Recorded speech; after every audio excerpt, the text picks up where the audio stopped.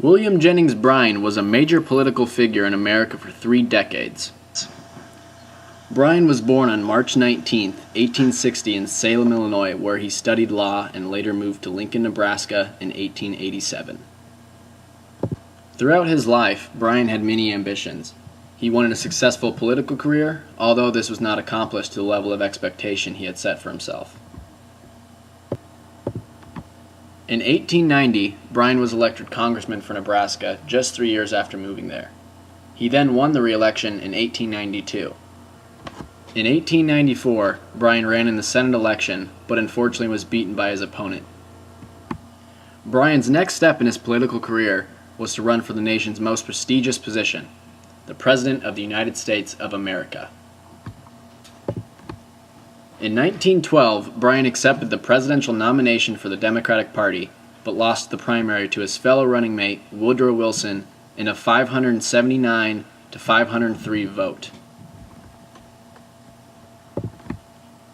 Wilson went on to win the presidential election, becoming the first Democratic president in 16 years. After Wilson was elected, he discussed possible cabinet positions with Bryan. Bryan was offered and accepted the title of United States Secretary of State. Even though Secretary of State was not Bryan's main political goal, the position still offered him a great deal of influence over international policies. Soon after his nomination, Bryan told the press that he would base his actions on anti-imperialism in the hope for international peace. Within a few weeks of holding his new position, Bryan and the Wilson administration faced a crisis that included both domestic politics and international relations. The California legislation was likely to pass a law that prohibited ineligible citizens from having any agricultural rights. This new policy would directly target Japanese Americans, but without the explicit nature of naming them in the law. Many Republicans seemed unwilling to maintain good relations with the rising industrial power in the Pacific, causing them to often rally behind this bill. Not only did this potential bill create tensions between national political parties, but it also caused strife in the international relations between the United States and Japan. The Japanese ambassador Chinda saw this potential bill as discriminatory and insulting to his people. Bryan knew that he could not offer federal intervention, but instead took many trips to California to prove to Chinda that he was working diligently on resolving the issue. This seemed to have softened Chinda's hurt pride, because no drastic measures were taken against the United States. Bryan's complete willingness and devotion towards fixing the problem was a significant factor in not souring the Japanese and United States relations. Bryan's negotiating skills were seen throughout his career as Secretary of State. By the time he no longer held this title, Bryan had negotiated approximately 30 different treaties. Each treaty varied, but they all stemmed from the main idea of a cooling-off period. The cooling-off period was a year-long agreement between two disputing parties. During this time span, both parties were required to agree to cease all harmful fire.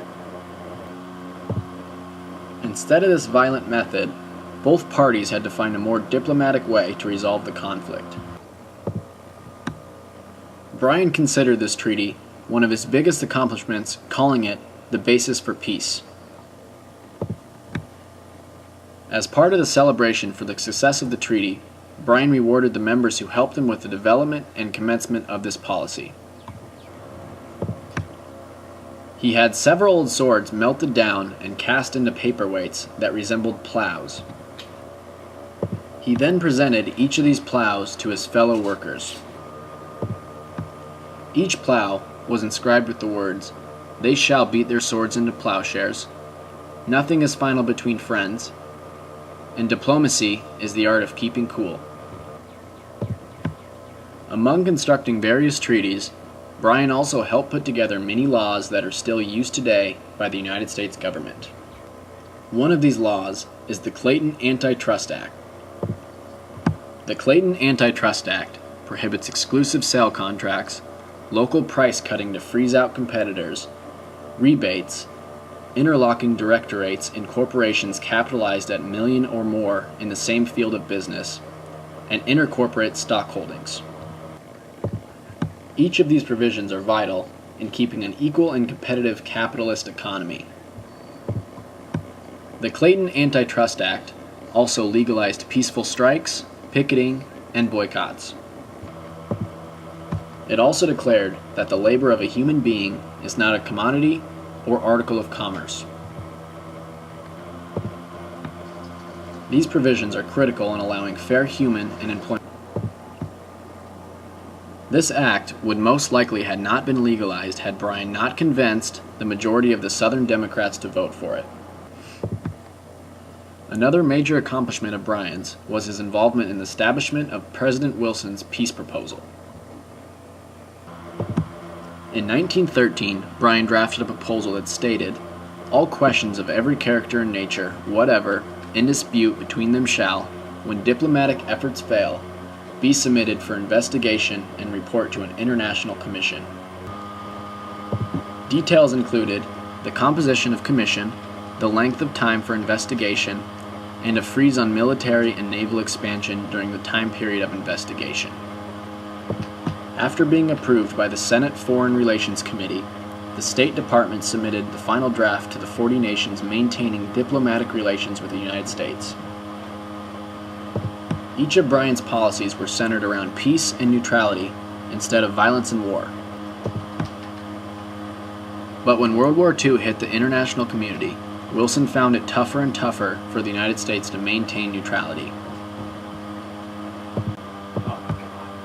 Bryan constantly voiced his opinions, even when he was alone in his thinking, but was rarely taken seriously. He once suggested to Wilson that he should warn Americans not to travel on warring ships. However, after politely listening to Bryan's comments, Wilson disregarded them. After realizing that the United States was on a path to war, Bryan turned in his letter of resignation on June 8.